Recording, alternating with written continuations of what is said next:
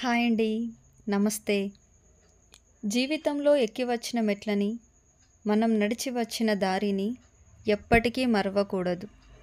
అలా మరిచావంటే నీ ఆనవాళ్లను నీ చేతితోనే తుడిచినట్లవుతుంది.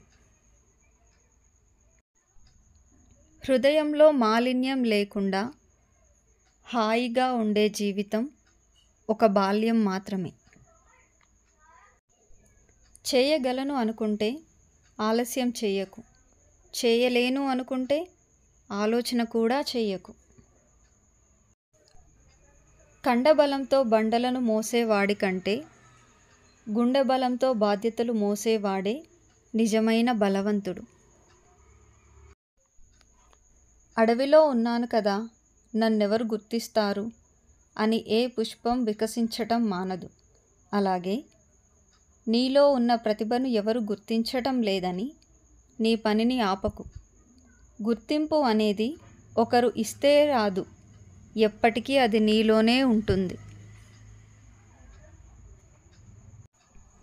ఒక స్త్రీ తన దగ్గర ఏ రహస్యం దాగకపోయినా తన వయస్సును మాత్రం ఒక రహస్యంగా ఉంచగలదు. వేరే వారి తప్పుల నుండి పాఠాలను నేర్చుకో. ఎందుకంటే అన్నింటినీ నీ సొంత అనుభవంతో నేర్చుకోవడానికి నీకు ఈ జీవితకాలం సరిపోదు.